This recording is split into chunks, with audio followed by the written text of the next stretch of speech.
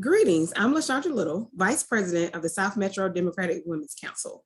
The purpose of our organization is to create awareness and facilitate support for various social issues and programs that are concerned to women in the South Metro and surrounding areas. The South Metro Democratic Women's Council is extending an invitation to all eligible candidates to be interviewed from each city for the upcoming municipal election in the South Metro region. We'll be hosting a series of what's called candidate conversations, and we'll be posting these to our social media channels and our website. Today, I have the pleasure of introducing you to Councilwoman Hattie Portis-Jones, who's running for re-election in the City of Fairburn. To get started, Councilwoman Jones, please tell us a little bit about yourself. Well, first of all, I'd like to say thank you, LaShondra, and thank you to South Metro Democratic Women for this opportunity to discuss who I am and why I'm seeking re-election for a third term on the Fairburn City Council. I first ran in 2013 and won overwhelmingly for a first-time candidate. And the main reason that I ran at that time, which is still an issue to a certain extent, is the premier park here in Fairburn called Duncan Park. Over the past 8 years, I have become known as Miss Duncan Park because I am always talking about and advocating for it. My concern at the time that I ran was the fact that the park had been closed for over 15 years. That in conjunction with the fact that we had approved a bond issuance and the pool was still not open. And as they say, if you got an issue or concern, you don't complain about it, you do something about it. And that's what I decided to do. Myself, along with my colleagues, we were able to reopen the park, redesign the park with the dollars that we had available to us to make it work. Fast forward now to 2021, in the middle of the pandemic, the park just opened. It has been an issue that I have been advocating with my colleagues since this past December, but unfortunately unable to get the pool open in the middle of 90-degree weather. Again, the park continues to be an issue, but it is the major recreational activity and opportunity for our community, as well as surrounding communities. And so wanted to make sure that we are serving our people and that we're doing the best that we can relative to that.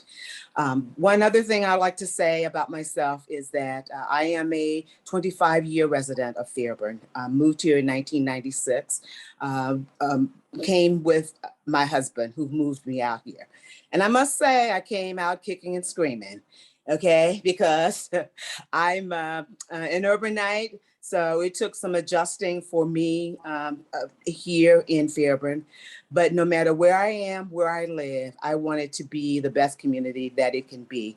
And so got involved and decided to do so. Thank you. And for those who will be watching, Duncan Park is a great park. We've had, with my organizations that I'm a part of, we've had picnics and several events there, and they have a nice pool. So when you do get a chance, please try to visit Duncan Park. Now we've talked about sort of why you're running. Tell us a little bit about your platform. Well, I'm running again. Again, this is a third term that I'm seeking. And I'm running as a council member, which is the legislative branch of the government. We here in the United States live in a democracy, and we have 3 branches of government. Equal branches of government. It's called checks and balances. So I am running on a third term on council to be the legislative part of the legislative branch, whose responsibilities are to ensure the good stewardship of our dollars, who makes the laws for how we operate in the city. The executive branch, which is the mayor, is exactly what it says, is the executive branch. They come with the ideas and the the various projects. And it is up to us, the legislative branch, to ensure that it is in the best interest of our citizens. I have been, am now, and will continue to be a voice of the citizens of Fairburn. Have been some things that I have questions, and some decisions that have been made that have not been in the best interest. I'm only one of 6 votes, but with that one vote, I ensure that all of the citizens know and understand what the issues are, and to communicate to them why I take the position that I do. They may not like it, but they can always say that she explained why. Okay, that's a great response. So our next piece that we've been asking the candidates, so that people on the outside who may not know qualifications, what makes you qualified for this role? Well, I am a longtime public servant. My career began with the city of Milwaukee. I have financial background, I have system analysis background, I have public works background. I have worked for numerous major cities throughout the United States, Milwaukee being the first of them, Denver, Colorado being another, Washington, D.C. being another, Cleveland, Ohio being another. So I understand government, I know government. So I began my career on the other side as a public servant, but now I'm on this side as a legislative. So I understand. I understand the numbers, I understand the concepts, I understand the focus, and that gives me the ability to question and to make sure that the decisions that we make truly are in the best interest of our citizens. Unfortunately or fortunately, every decision that we make is not a decision for today, but it's a long-term decision that has impact on future generations. So it is incumbent upon us to make sure that we're not only thinking about what we gain today, but what impact it will have tomorrow. Okay, and so they've learned about your platform, why you're qualified. And our next question is, since you're seeking re-election, what have you currently brought to the city of Fairburn? Well, as I said, Duncan Park recreational activity being one of them, economic development being another. Fairburn is booming, to our credit, and we really appreciate that. But we have to be very smart about the growth. We have all types of projects and developments knocking on our door. Okay.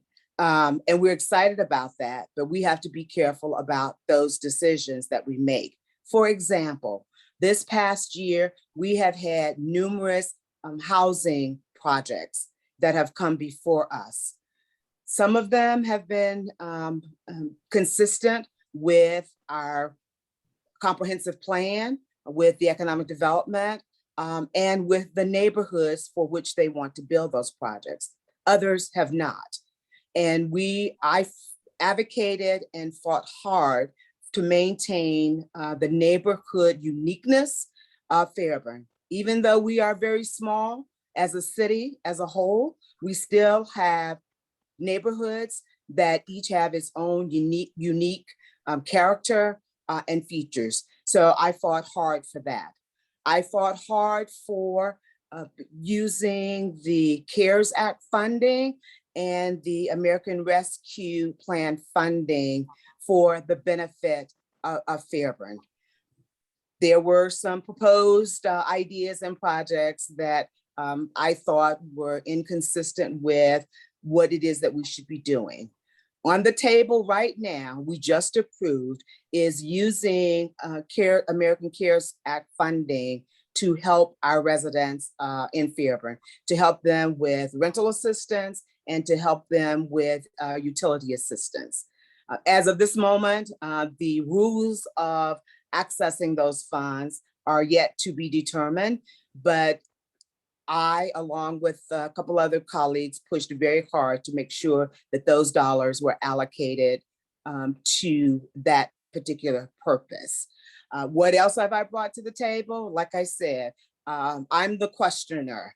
And I want to make sure that all projects, all ideas are not only benefit us today, but benefit us in the long run. So what have I brought to the table, and what am I bringing today to the table is to ensure that all projects serve us, again, not today, but tomorrow. Because since I have been on council, there have been some decisions from years, 20, 30 years that we are still having to deal with, which turned out to be really bad decisions. And I want to try to avoid that as much as possible.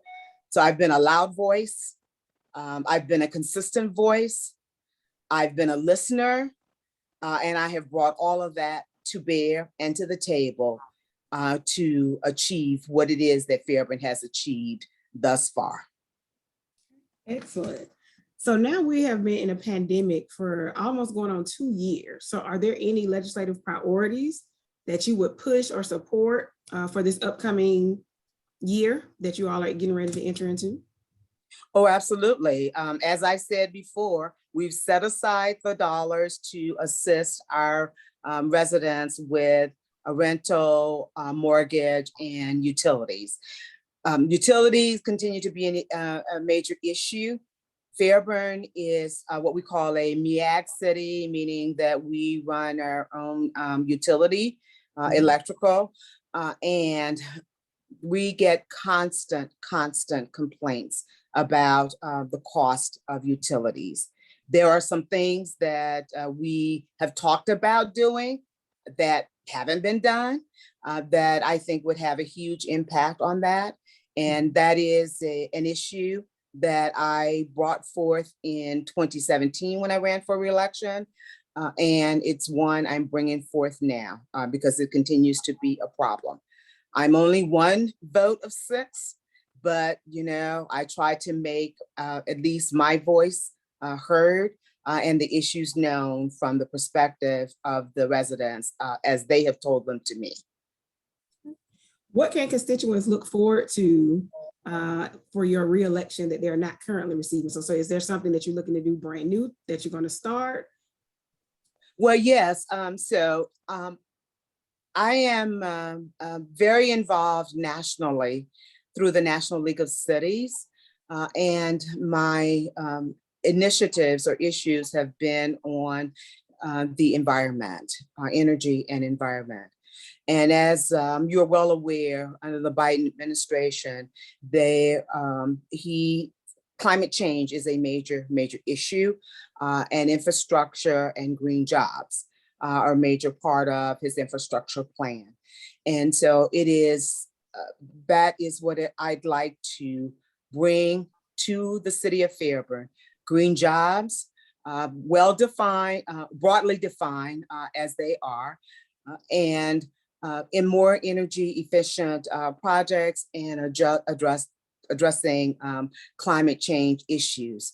And climate change is one of those red flag words, but we all see the constant rain. We are all experiencing the flooding. We're all experiencing the extreme temperatures. So we're all impacted by that, and health, a major component of that as well. So it is my desire, if I am reelected, to bring those opportunities to the city of Fairburn. And I'd like to announce that I have just been appointed by the Biden administration to serve on its small cities council under the Environmental Protection Agency. And so that now gives me a platform and an opportunity to discuss those issues that we are experiencing here, to share that with the administration about its impact on not only my city, but my neighbors, your city, and the entire Atlanta metropolitan area. So I'm very excited about that opportunity to bring that to the city of Fairburn.